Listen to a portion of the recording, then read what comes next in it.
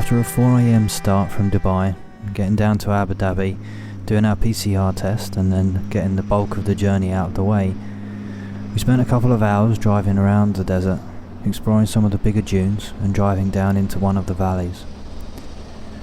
After a little while, we decided that we'd pitch up, park the cars, pull the awning out and then have some shade, drink and a bit of food just to have a bit of a rest. We were both quite tired from the early start, so we thought it'd be best before we start really exploring just to sort of reset and have a coffee. Once we'd pulled up, we just sat back and looked at the view ahead of us. It was quite spectacular. Even though we'd both seen this before, you can't get over this. It's an incredible sight to see. We're used to seeing dunes where we live, but most of the desert's actually quite flat around Dubai. So when you see dunes that are really this big, it does take you a second to take all of this in. Some of these dunes are several hundred meters tall, and the ones you can see in the background here are just waves of huge dunes on top of each other. It really is quite something. So despite it being winter in December, it was still quite hot here. I think we hit temperatures of about 35 degrees in the middle of the day, so a bit of shade was welcome, and it gave us a chance to just sit back and relax before we decided to go out back into the desert and start looking for our place for the camp for the evening. Okay, so far we've been in Liwa for about maybe 2-3 hours, and yeah, it's stunning. And every minute I've been here, I've had a huge grin on my face because this place is just incredible. I'm having a great time exploring the dunes. I'm having to make myself not take pictures actually, because at the moment the sun's really high. It's about 1 PM and it's not great lighting, but the dunes are so incredible that I just need to take a photograph all the time.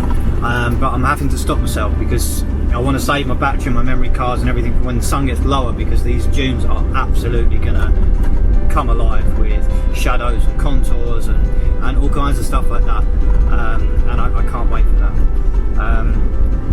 I've recorded plenty of footage of driving across the dunes, so I'm sure I'll cut a lot of that in. But we're just coming up to another bit like a playground really, so I'm gonna have to sign off for now and get playing. I have to concentrate on the driving, otherwise I'll end up stuck. So yeah, I'll speak to you in a bit.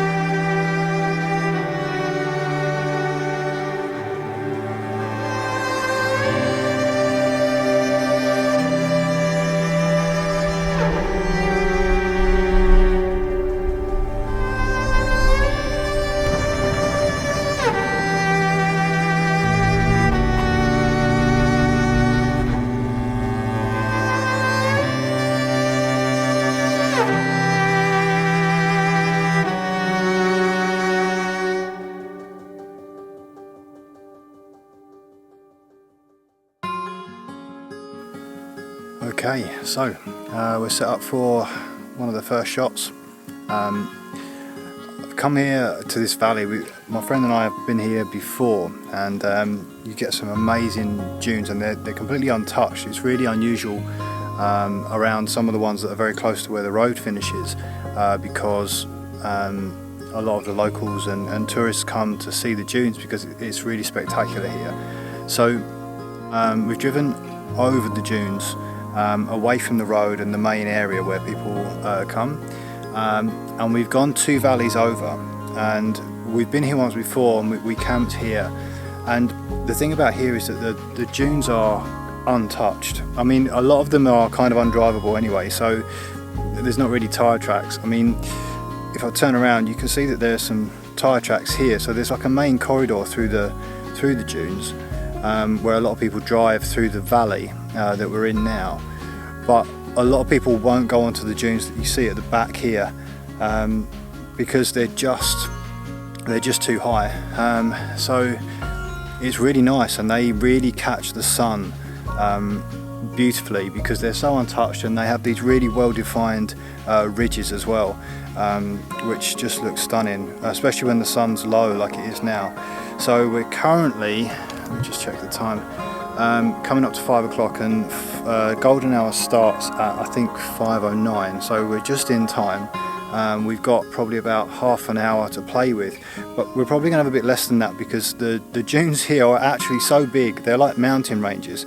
So if you can see here, the sun is going to set, and it should set around 5:30, but it's actually going to set sooner because the dunes are so big. They're going to block the sun out.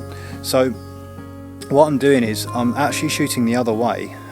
So earlier on, the dunes that we were just looking at were really well lit, but because the sun's setting behind them, the shadows grew really quickly, and it was actually quite a harsh light, whereas because the sun's shining directly at these dunes over here,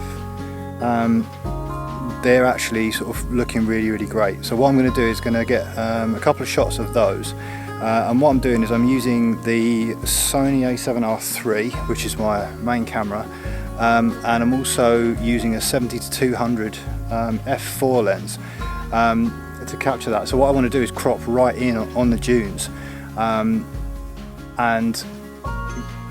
get all of the detail, rather than get the surroundings and a wider shot, which I can do quite easily another time. I really want to make the most of the way the light is changing on the dunes and all the contours and everything. So that's what I'm going to be concentrating on now.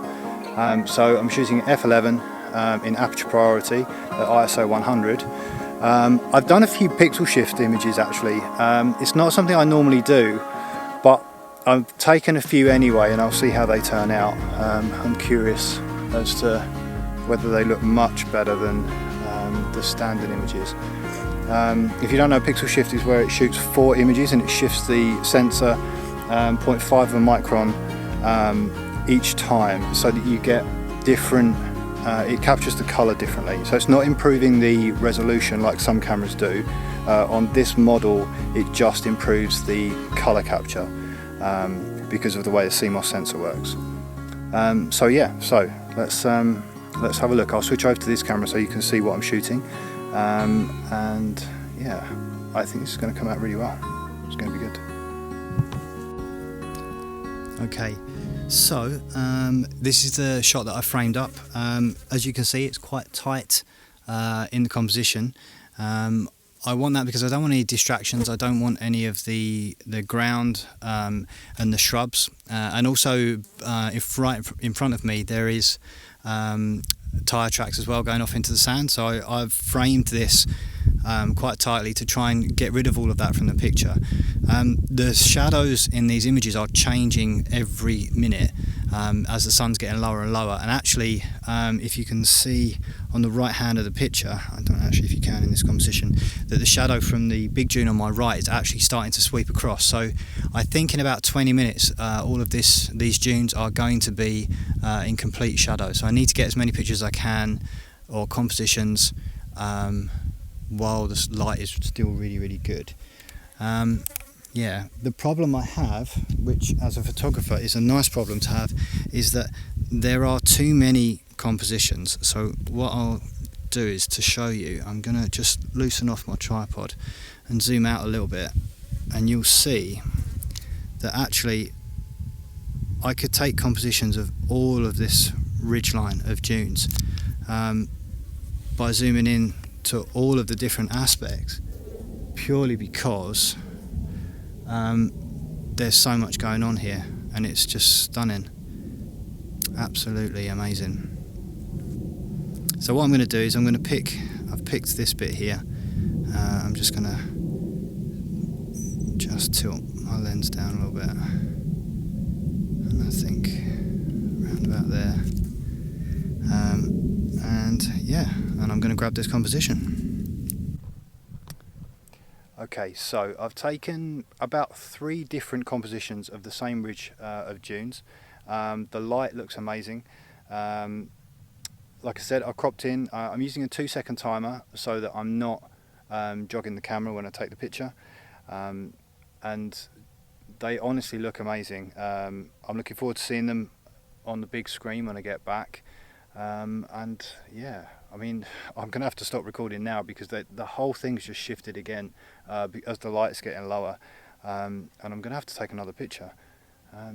This is probably a really good photographer's paradise. I'd say if you're a photographer and you live in the UAE, you need to get to Liwa, because it is honestly the most spectacular place I've seen in the whole country. And if you haven't been here, even if you don't have a 4-wheel drive, take the road that goes to the Morib Dune and come and see this, because this place is incredible. Well, I mean, you've only got to look at the opening scene to Star Wars Force Awakens, and they filmed that here, and when you're here you can see why. It is otherworldly. Have a look at the pictures, see what you think.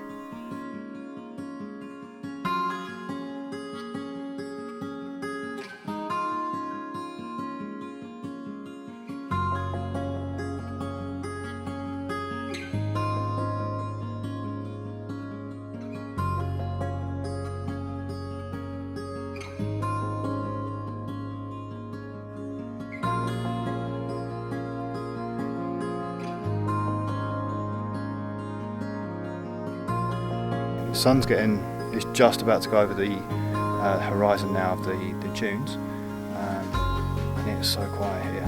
It's really beautiful. It's completely peaceful. Yeah, it's lovely. So I am parched and I need a drink, and also I need to start thinking about dinner. So we've got 2 options. We've got camel burgers, or we've got a wonderful hot pot, which I might make, which will either be tonight's dinner or tomorrow's dinner, so I think we might save that one. Yeah. Oh, and I also need to go and check on the battery of the car because I've got the fridge running. Hopefully I haven't killed it. Yeah. Right, see you in a bit.